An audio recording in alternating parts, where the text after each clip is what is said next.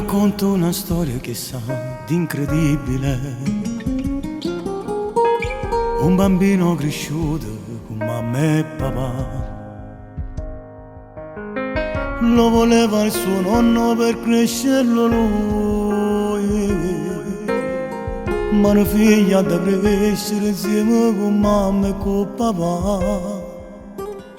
Quando il padre è partito per andare al lavoro, con il nonno è cresciuto lontano e papà. E la storia è triste che geli dall'anima, un destino crudele che scherza che fa. Lo cano ionne non brutto incidente, lotta una guerra per vita con la morte. Rimane in coma poi senza speranza, ma poi alla fine si riprenderà. Quando preghiere parlano con Dio, siamo a Madonna che sante lo cielo, con un miracolo poi si scetate, ma tutto peggio non è da fare nulla, ma non ci sai più. Stare in casa in paradiso con Gesù. 22 anni solamente, che vita strana, erano quasi un cielo ancora.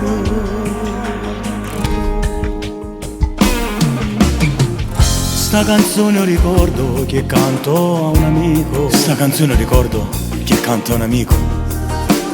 Saccio buona sta storia. E la lacrima scende. Solo 22 anni e non meglio la vita. Non si può mai accettare un destino così. Non cano giorni non brutto incidente, lotta una guerra per vita per morte. Rimane in coma poi senza speranza, ma poi alla fine si riprenderà. Quando preghiere parlano con Dio, siamo a Madonna che sante lo cielo, con un miracolo poi si scetate, ma tutto peggio non è da fare nulla, ma non ci sai più. Stare in casa in paradiso con Gesù. 22 anni solamente, che vita strana, erano quasi un cielo ancora.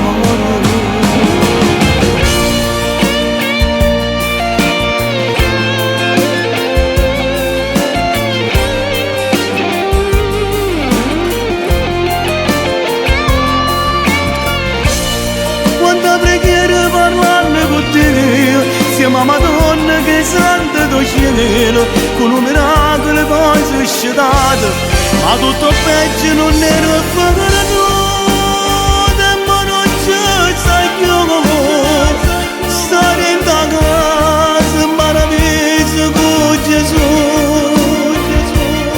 22 anni solamente,